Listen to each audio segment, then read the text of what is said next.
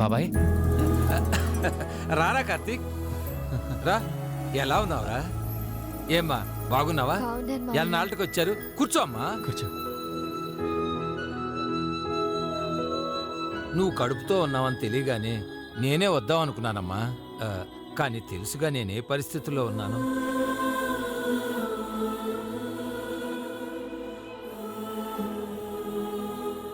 సరే, coffee tea ఏం తీసుకుంటారు? పోనీ ముందు టిఫిన్ పెట్టానా? అదేంటి బాబాయ్, మీరు మాకు సేవలు చేయడం ఏంటి? మీరు అలా కూర్చోండి, నేనే మీకు టిఫిన్ తీసుకొస్తానా? సేవలేంటిరా సేవలు? చాలా రోజుల తర్వాత రాకొచ్చారు. అయినా నాకు ఇప్పుడు చేయగాల్చుకోవడం అలవాటైపోయిందమ్మా. అలవాటైతే మాత్రం మీతో చేయిస్తావా మావయ్య? మేమెప్పుడొచ్చినా మీ అతిథులం కాదు, మీ ఆత్మీయులం. మీరేం మాట్లాడకండమ్మా. నా చేత్తో మీకు ఏదో ఒకటి ఇవ్వాల్సిందే. కాఫీనా టీనా ఏం కావాలో చెప్పండి. బాబాయ్ మీరు ఆగండి. మీ నుండి మాకు కావాల్సింది కాఫీలు టీలు కాదు బాబాయ్, ఇంకొకటి.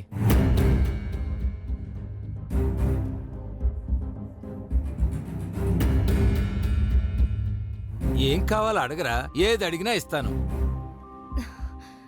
మీ ఆశీర్వాదం కావాలి మావయ్య. అవును బాబాయ్, మీ కోడలు సీమంతం చేసుకోబోతుంది. అలాగా, శుభం. జరిగిందంతా తెలుసుకున్నాం బాబాయ్. అందుకే మిమ్మల్ని మోసం చేసిన వారింటికి మీరు రారని తెలిసి మేమే మీ దగ్గరికి వచ్చాం. మేము అమ్మ వాళ్ళ ఇంటికి వచ్చాం మావయ్య. ఆవిడంటే మీకు అస్సలు పడదు.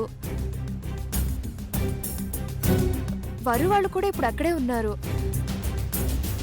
ఫంక్షన్కి పిలిచినా మీరు రారని తెలిసి ఇక్కడికి వచ్చాం.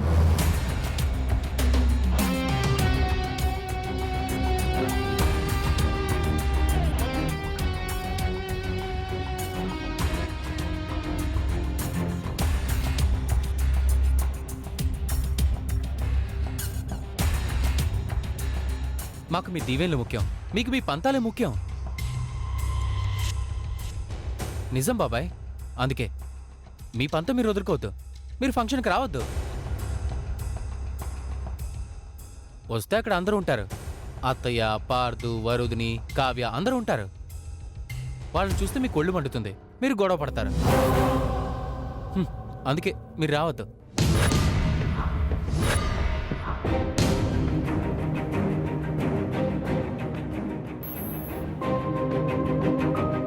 వచ్చి మీరు అక్కడ తలదించుకోవడం నాకు అసలు ఇష్టం లేదు.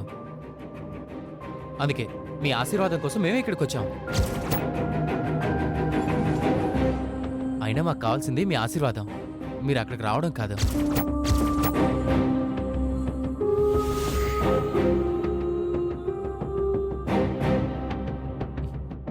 శిరీష, అక్షంతలు బాబాయ్కి ఇచ్చి ఆశీర్వాదం తీసుకో. ఇంకా ఏంటి ఆలోచిస్తున్నావు? ఆయన ఫంక్షన్కి వస్తారనా? ఆయన రారు. ఆశీర్వాదం తీసుకో.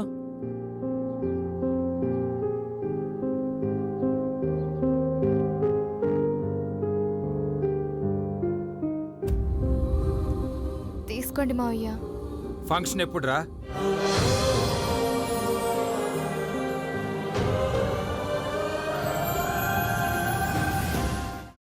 అమ్మా, అలాంటి వాళ్ళది నిజమైన ప్రేమ కాదు, అది వ్యామోహం.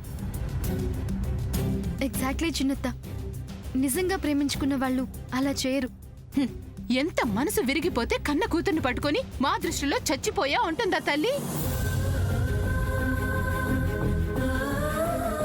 అది సరే అమ్మా, తన కూతురుతో తన మాట అనేటప్పుడు ఆమె మాటల్లో వ్యథ, కళ్ళల్లో బాధ గమనించావమ్మా?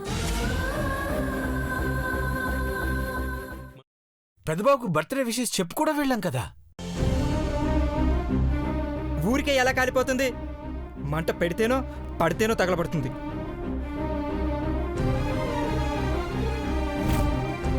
కరెక్ట్ చిన్నబాబు, నీకొచ్చినట్టే నాకు డౌట్ వచ్చింది.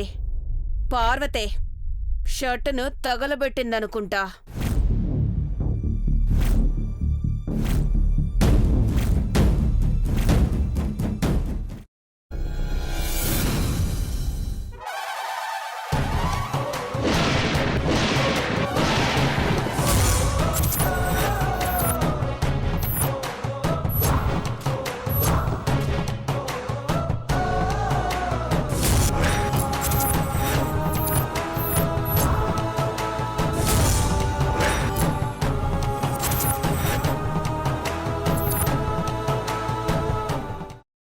వేయించుకున్న తర్వాత పొట్టు తీసేసి చాప్ చేసి పక్కన పెట్టుకోవాలి.